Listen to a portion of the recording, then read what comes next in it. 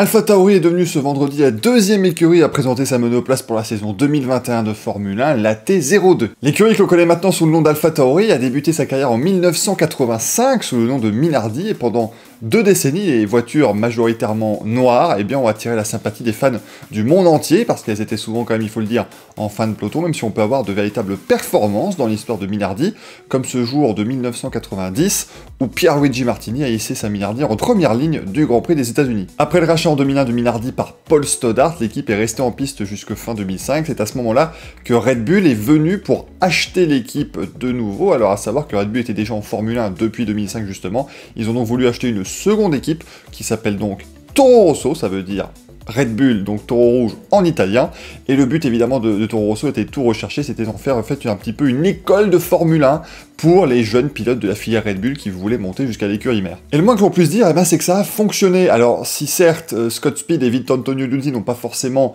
donné satisfaction et n'ont pas fait d'énormes carrières en Formule 1 après Toro Rosso, l'arrivée de Sébastien Vettel fin 2007 a clairement marqué un tournant dans l'équipe. En 2008, pour sa première saison complète, l'Allemand associé à Sébastien Bourdais n'a ni plus ni moins que remporté le Grand Prix d'Italie à Monza en partant de la pole position, première victoire en Formule 1 pour ce qui était alors l'équipe Minardi encore jusqu'en 2005, et surtout première victoire d'une voiture Red Bull en Formule 1 avant même Red Bull Racing. Il fut donc promis à l'échelon supérieur l'année suivante avec, on le sait, une plutôt belle carrière, mais ça évidemment ça n'est pas le sujet de cette vidéo.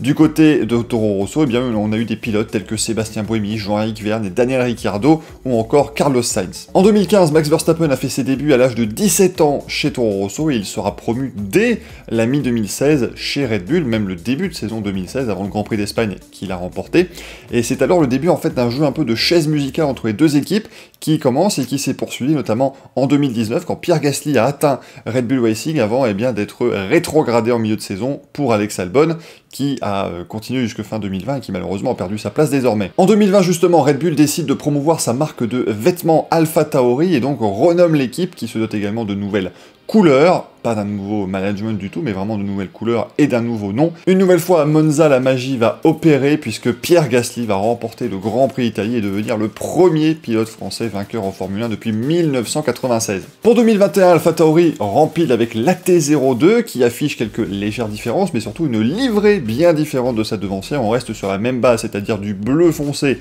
et du blanc, mais cette fois-ci le bleu va jusqu'au museau de la monoplace qui sera pilotée cette année par Pierre Gasly et Yuki Tsunoda. Les ingénieurs de Faenza se sont concentrés sur l'avant de la voiture, ils ont donc utilisé leur jeton de développement autorisé pour 2021 pour refaire le museau de la monoplace ainsi que l'extérieur des suspensions avant. Il y a également une grande modification à l'arrière bien sûr puisque le fond plat a dû être raboté, mais ça c'est dans le règlement 2021, ce sera pareil sur toutes les monoplaces. L'objectif assumé par Franz Tost, le team principal de l'équipe, est très clair, il faut se situer aux avant-postes du midfield, ce milieu de peloton, c'est-à-dire devant des équipes comme McLaren, Aston Martin ou encore Alpine. La tâche sera plutôt ardue. Un discours qui va plutôt dans la lignée de ce qu'on voit depuis le milieu de l'année dernière et des déclarations également de Red Bull qui veut plutôt faire d'AlphaTauri une écurie sœur et même une écurie partenaire plutôt que simplement une école de formation entre guillemets pour ces jeunes pilotes. Un sentiment qui d'ailleurs a été un petit peu partagé par Pierre Gasly lors de la présentation. Il se dit impressionné de toutes les infrastructures désormais. Et je pense que l'écurie a vraiment s'améliore année après année, c'est assez impressionnant.